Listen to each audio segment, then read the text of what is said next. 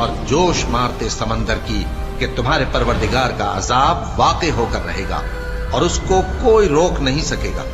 جس دن آسمان لرزنے لگے کپکپا کر اور پہاڑ سچ مچ اڑنے لگیں تو اس دن جھٹلانے والوں کے لیے خرابی ہوگی جو بیکار باتوں میں پڑے کھیل رہے ہیں، جس دن ان کو آتش جہنم کی طرف دھکیل دھکیل کر لے جائیں گے اور کہا جائے گا یہی وہ جہنم ہے جس کو تم جھوٹ سمجھتے تھے۔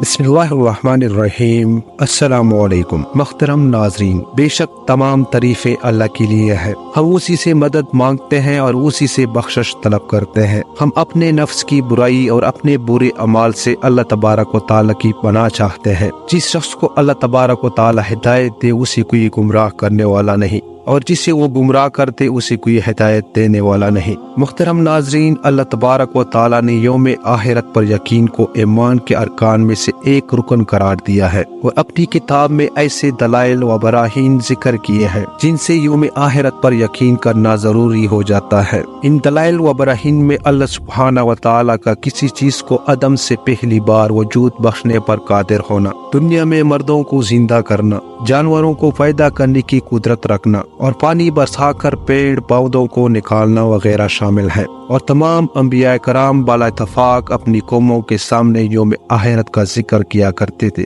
نبی کریم رؤوف الرحیم صلی اللہ علیہ وآلہ وسلم کا طریقہ یہ تھا کہ وہ اپنے خطبوں میں گاہے بگاہے اپنے صحابہ کرام رضوان اللہ علیہ اجمعین کے سامنے آخرت کے دن کا تذکرہ اور اس کی تفصیلات اس طرح بیان کرتے تھے گویا کہ وہ اس دن کا منظر اپنی آنکھوں سے دیکھ رہے ہوں۔ ابن قیم رحمہ اللہ فرماتے ہیں کہ نبی اکرم صلی اللہ علیہ وآلہ وسلم کے خطبے اللہ تبارک و تعالیٰ کی نعمتوں اور اس کے اوصاف، کمال اور صفات، حمیدہ پر حمد و ثناء، اسلام کے اصولوں کی تعلیم، جنت و جہنم اور یوم آخرت کا تذکرہ، تقوی الہی کا حکم، رب کی ناراضگی کی وجوہات اور رضامندی کے اسباب پر مشتمل ہوا کرتے تھے۔ اللہ تبارک و تعالیٰ نے قیامت کے دن کو مختلف ناموں سے ذکر کیا ہے تاکہ لوگ اس سے عبرت حاصل کریں اور اس میں غور و فکر کریں۔ اس کے ناموں میں سے کچھ نام یہ ہیں: یوم الدین، یوم الفصل، یوم الحساب، یوم الحسرہ، یوم الجمع، یوم البعث۔ جب اللہ تبارک و تعالیٰ قیامت قائم کرنے کا فیصلہ کرے گا تو اسرافیل علیہ السلام کو حکم دے گا،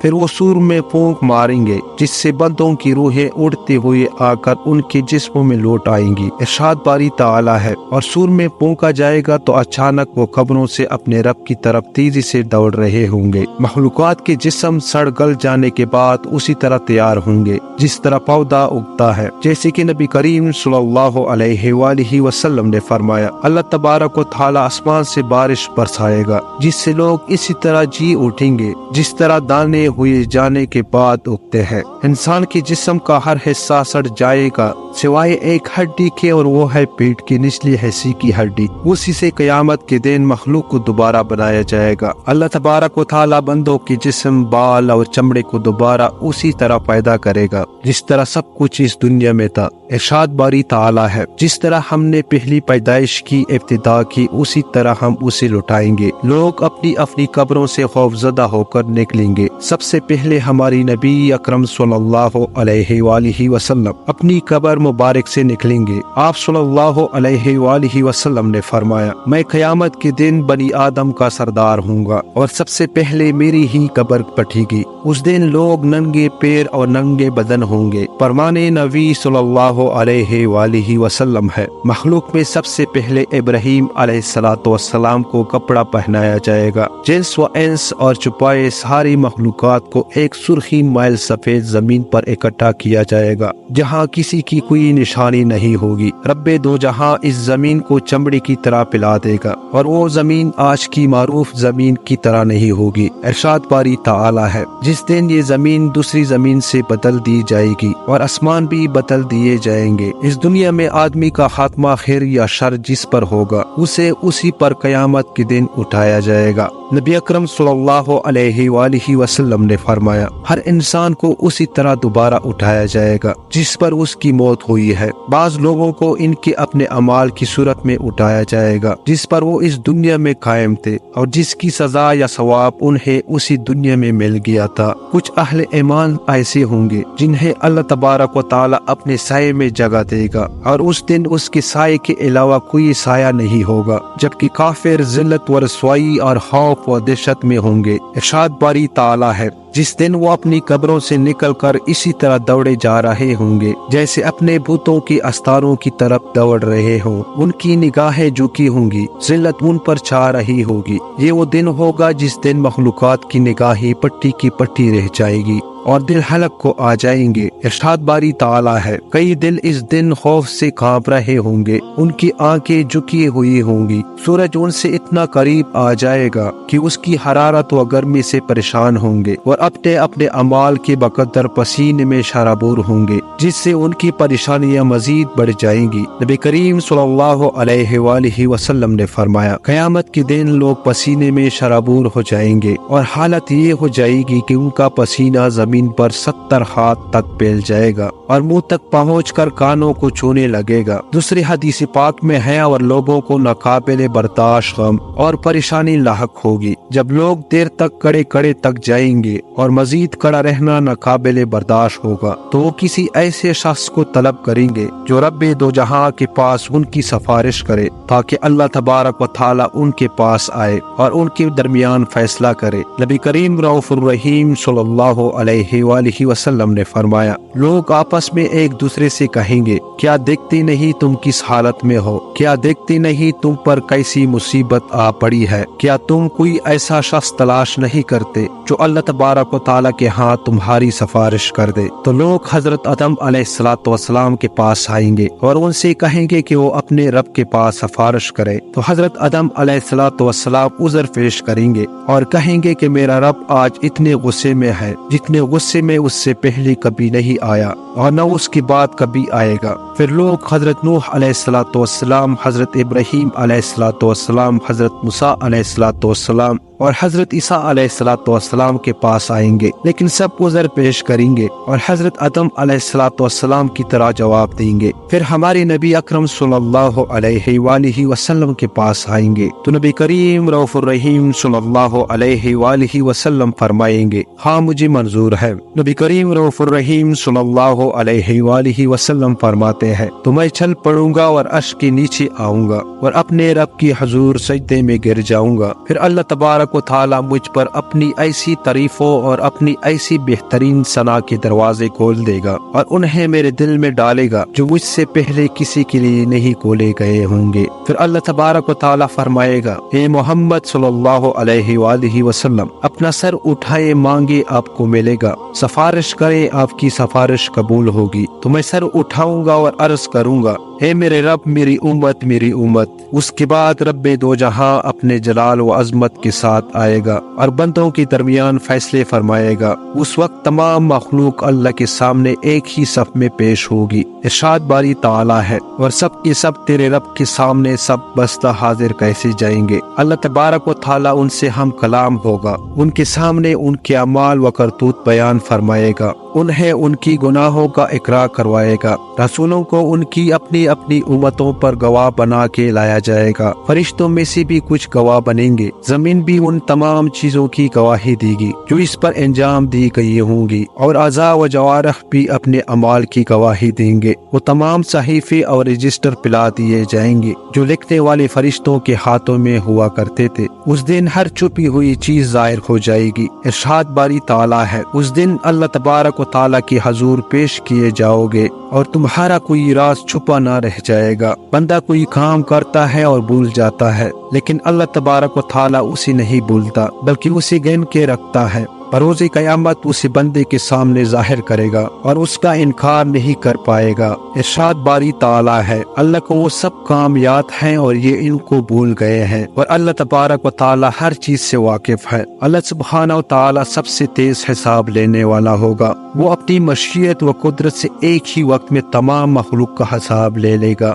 حساب کے وقت سب سے پہلے بندے سے توحید اور اتباع رسول صلی اللہ علیہ وآلہ وسلم کے بارے میں پوچھا جائے گا۔ پھر نماز کے بارے میں اگر نماز درست رہی تو سارے اعمال درست رہیں گے، اور نماز درست نہ رہی تو وہ غائب و حاصل ہوگا۔ قیامت کے دن کسی شخص کے قدم اس وقت تک اپنی جگہ سے نہ ہٹیں گے جب تک کہ اس سے 4 چیزوں کے بارے میں پوچھ نہ لیا جائے: اس کی عمر کے بارے میں کہ اس نے اسے کن چیزوں میں ختم کیا، اس کے علم کے بارے میں کہ اس نے اسے کن چیزوں میں خرچ کیا، اس کے مال کے بارے میں کہ اس نے اسے کہاں سے کمایا اور کہاں خرچ کیا، اور اس کے جسم کے بارے میں کہ اسے کن چیزوں میں کپایا۔ ہر ایک نعمت میں اللہ سبحانہ و تعالیٰ کا بندے پر یہ حق ہے کہ وہ اس کے بارے میں سوال کرے۔ ارشاد باری تعالیٰ ہے: پھر اس دن ضرور تم سے نعمتوں کے بارے میں باز پرس ہوگی۔ حساب کے وقت لوگ 2 طرح کے ہوں گے: ایک خوش نصیبوں کا گروہ ہوگا جو اپنا نامہ اعمال اپنے دائیں ہاتھ میں تھامے گا،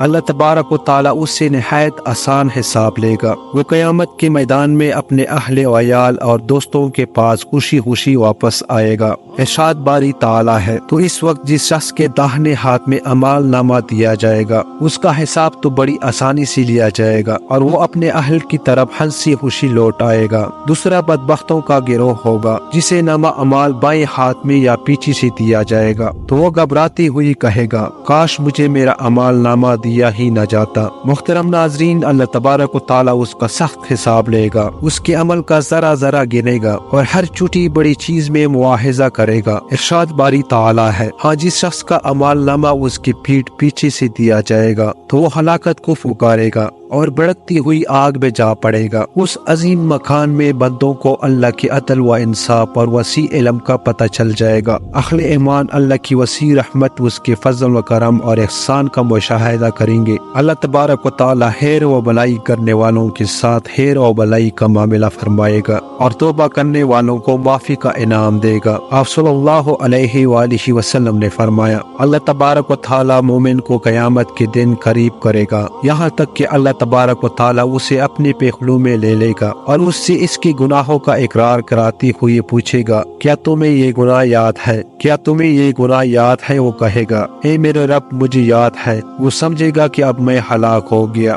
اللہ تبارک و تعالی فرمائے گا کہ میں نے دنیا میں اس گناہ کے معاملے میں تیری 70 پوشی کی اور آج میں اسے تیرے لیے معاف کرتا ہوں۔ پھر اسے اس کی نیکیوں کا دفتر دے دیا جائے گا، اور جہاں تک کافروں اور منافقوں کی بات ہے تو گواہان گواہی دیں گے، یہی لوگ تھے جو اپنے پروردگار پر جھوٹ باندھتے تھے۔ دیکھو، ظالموں پر اللہ کی لعنت ہے۔ میزان قائم کی جائے گی تاکہ بندوں کے اعمال تولے جائے، ان پر حجت قائم ہو جائے اور ان پر اللہ تبارک و تعالی کا عدل و انصاف ظاہر ہو جائے۔ ارشاد باری تعالی ہے: اور ہم قیامت کے دن ایسے ترازو رکھیں گے جو عین انصاف کے ہوں گے، پھر کسی شخص پر کچھ ظلم نہ کیا جائے گا، اور اگر رائی کے ایک دانے کے برابر عمل ہوگا تو ہم اسے لے آئیں گے، اور ہم حساب لینے والے کافی ہیں۔ جس کی میزان باری ہوگی وہ کامیاب ہوگا اور نجات پا جائے گا، اور جس کی میزان ملکی ہوگی وہ ہلاک ہو جائے گا۔ لوگ اس وزن میں اپنے اعمال و دلوں کی درستی کے حساب سے الگ الگ اور مختلف ہوں گے۔ نبی کریم رؤوف الرحیم صلی اللہ علیہ وآلہ وسلم نے فرمایا: بروز قیامت موٹا فربا آدمی کو لایا جائے گا، اس کا اللہ کے ہاں ایک مچھر کے پر کے برابر وزن نہیں ہوگا۔ آخرت میں اللہ سبحانہ و تعالی کے عدل کا ایک مظہر یہ ہوگا کہ وہ لوگوں کو آپس میں ایک دوسرے سے انتقام دلوائے گا، پس جو کسی پر ظلم کیا ہوگا اس سے قیامت کے میدان میں بدلہ دلوائے گا۔ نبی کریم رؤوف الرحیم صلی اللہ علیہ وآلہ وسلم نے فرمایا: تو ہے روز قیامت حق والوں کے حق ضرور ادا کرنے ہوں گے، حتیٰ کہ باہر سینگ والی بکری کو سینگ والی بکری سے بدلہ دلوایا جائے گا۔ وہ آدمی ناکام ہوگا جس کی نیکیاں دوسروں کے لیے لی جائے گی، حالانکہ وہ خود ان کا حد درجہ محتاج ہوگا۔ نبی کریم رؤوف الرحیم صلی اللہ علیہ وآلہ وسلم نے فرمایا: جس نے اپنے بھائی کی عزت یا کسی اور شے میں حق تلفی کر رکھی ہو تو اسے چاہیے کہ وہ آج ہی اس سے بری الزمہ ہو جائے، اس سے پہلے کہ وہ دن آئے جب نہ دینار ہو اور نہ درہم۔ اگر اس کی کچھ نیکیاں ہوگی تو جتنی اس نے حق تلفی کی ہوگی اس قدر اس کی نیکیاں لے لی جائیں گی، اور اگر اس کی نیکیاں نہیں ہوں گی تو اس کے بھائی کی برائیوں کو لے کر اس کے کھاتے میں ڈال دیا جائے گا۔ اللہ تبارک و تعالی سے دعا ہے کہ اللہ تبارک و تعالی ہمیں حضور پاک صلی اللہ علیہ وآلہ وسلم کے نقش قدم پر چلنے کی توفیق عطا فرمائے۔ ناظرین، اسی امید کے ساتھ اجازت دیجیے، ملتے ہیں بہت جلد ایک نئی تاریخی تحقیقی معلوماتی ویڈیو کے ساتھ۔ اللہ نگہبان۔